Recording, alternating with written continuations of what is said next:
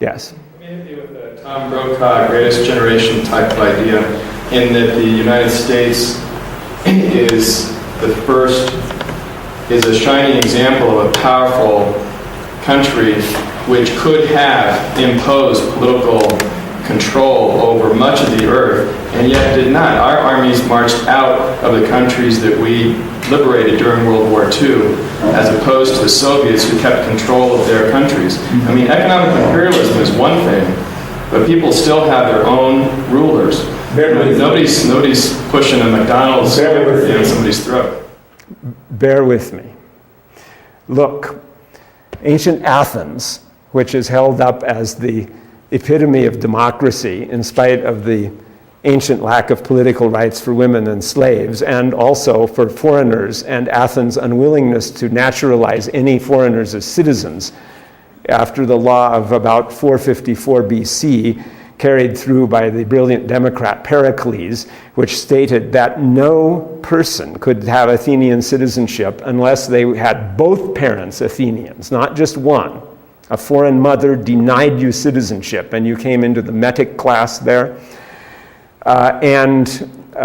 except by an act of parliament. That is, the assembly of all adult males of Athens could grant citizenship. And if you thought that would be difficult, it was. It was very difficult.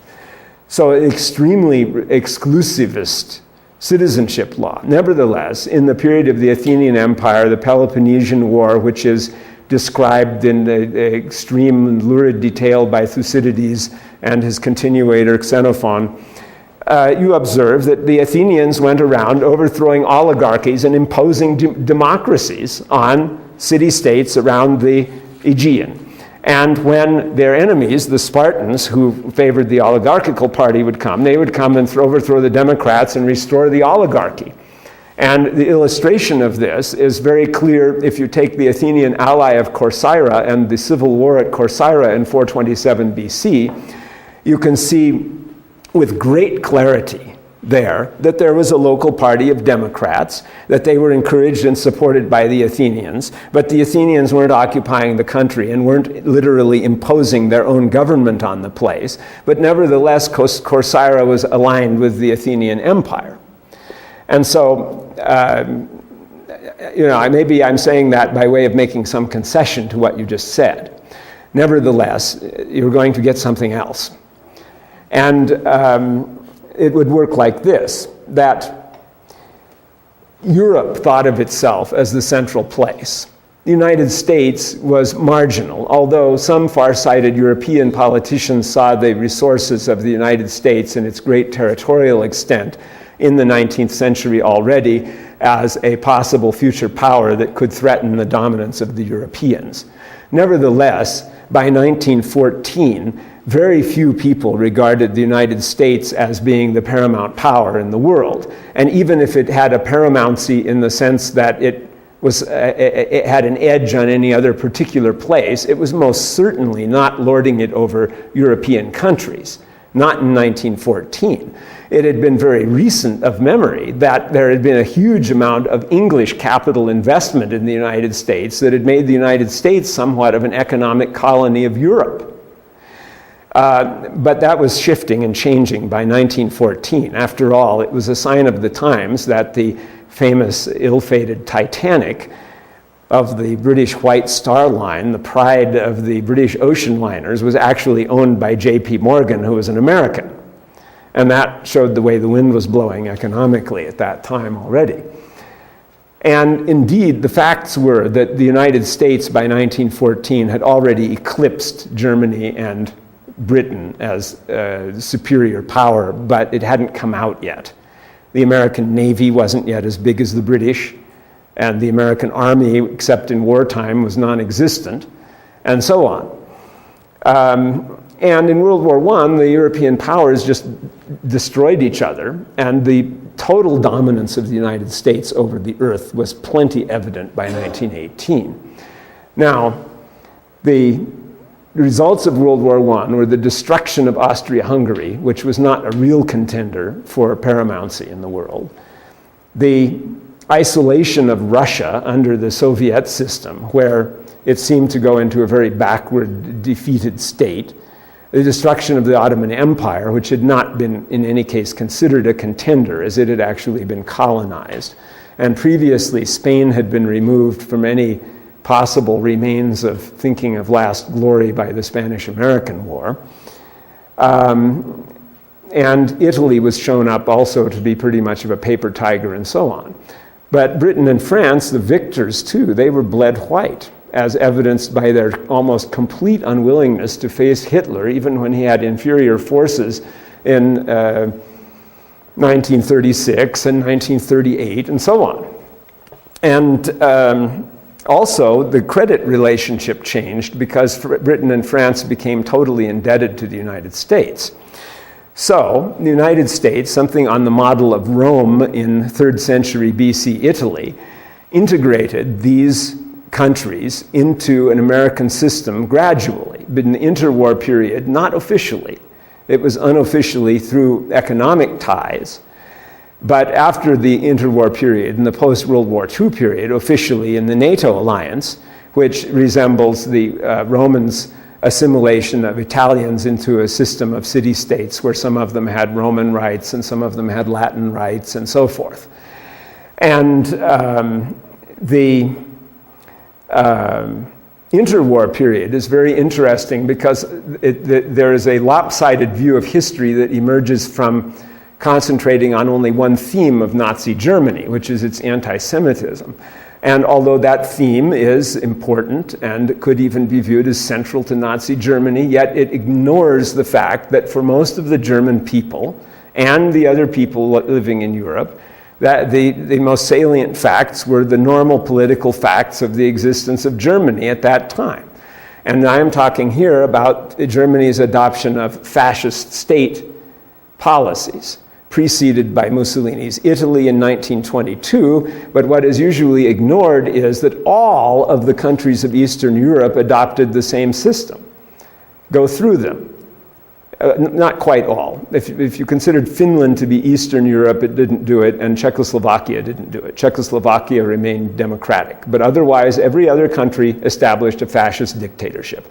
Estonia, Latvia, Lithuania, Poland, Hungary, Austria, Yugoslavia, Romania, Bulgaria, Albania, Greece, Turkey, Iran, Afghanistan, Japan, all the independent countries established fascist systems at the same time. Now, they didn't all have the anti-Semitic element, which seems to be peculiarly associated with the German state mainly. And where it manifested itself in Romania, for example, it seems to be usually connected with German influence, or in Italy after the Pact of Steel between Mussolini and Hitler in 1938. But these states all established this, and the Soviet Union. Now, one would say, what? No, the Soviet Union, that was communist, socialist, it wasn't fascist. Well, isn't Hitler a national socialist? I mean, the thing was that in each case, the Soviet state resembled the Nazi state very much, except only in the detail that since there were only half Russians in it, they couldn't emphasize Russian nationality. So they said all of the Soviet nationalities are good. So it was, communism was simply a vehicle for being multinational, that's all. Whereas in Germany, it was homogeneous enough they could say German, German, German, and they would get away with that. So you have the Soviet system, exactly resembling all these others. And every one of these states, in its fascist dictatorial form, established a central state system,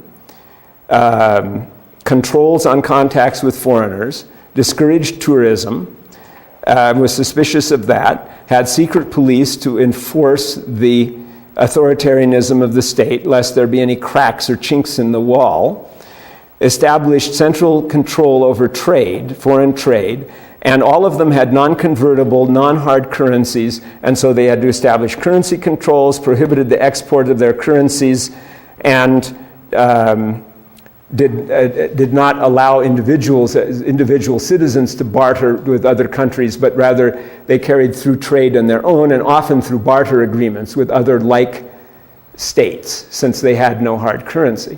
In other words, the Western countries, which did have convertible currencies and were all in the system together, the United States, Britain, France, Holland, Belgium, Luxembourg, Switzerland, Norway, Sweden, and Denmark, all of these countries that had the convertible currencies and were of a system together with each other, they in effect were a thesis which called forth the fascist antithesis. And fascism can then be seen as a defensive attempt to protect the independence of the state, the small state, by sacrificing the rights of the individual for the sake of the group.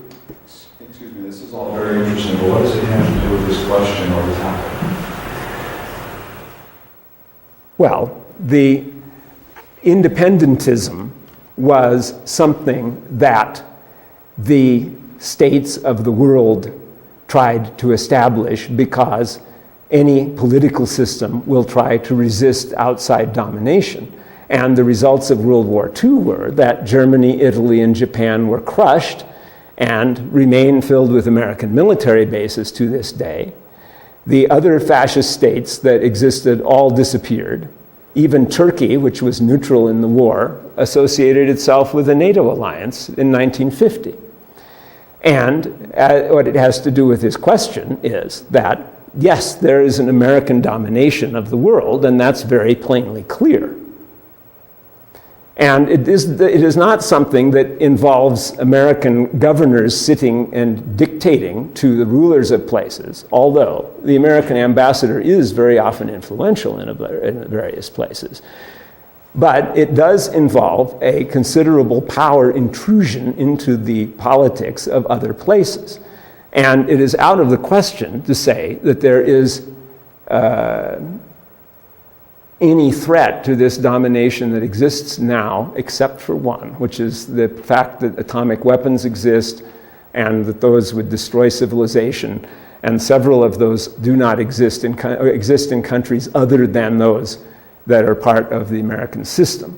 And that includes, in particular, China, most significantly, and also Russia, which oddly has not been incorporated in the system, even though it would probably love to join it. And so when you, yes? Sorry, but yet the dominance of American civilization, I mean, I see the world as having evolved now into trade blocs. I see the trade blocs as being much more, or perhaps as important as national country blocs. In other words, we are in fierce competition with the European common market. We are not dominating them. In a free market economy, when they get together, their companies have an advantage. I think it's enormously unfair and inaccurate to equate American civilization with our armies placed in foreign countries with something like the Roman Empire, where those armies would be used to suppress the local people. Well, but they may have not always been viewed so in the Roman Empire. The Roman Empire was characterized on the whole by very few local revolts. And in fact, many of the provinces in the Roman Empire that consisted of non-Latin speaking people had no troops in them. Like, for example, the densely populated province of Asia in Western Asia Minor, where Ephesus was located. There were no Roman troops there other than local police who probably were recruited from the local population. It shouldn't be imagined that the presence of American troops in a place is just value neutral. It's not. And if you think that I am observing this and I am, off the wall, well, okay, but the way that is observed by people outside is something that one ought to consider. Now, going to the relevance of the topic for this. So, if we have any political difference between Muslims in the West, it would fall into these realms, given that as the background, which I hope is not irrelevant. And that is that the Muslims are fragmented into 50 little tiny states. There is not any plausible movement to unify those states politically at all. In fact, you will go and look in all kinds of sources, and you will go to the countries themselves and visit them and look in vain for any efforts to politically unify the Muslim world apart from some completely fantasizing fringe group like the Islamic Liberation Party in England. You will find no support in the ground for that. Why? Because in a system where America and or the West is dominant, one Muslim country will not put itself under the rule of another. And the attempt that was done to do that, the United Arab Republic between Egypt and Syria from 1958 to 1961, led to the Syrians' resentment against larger Egypt ruling it. Syria revolted and it failed. And that failure was so big that it wasn't even tried again apart after that.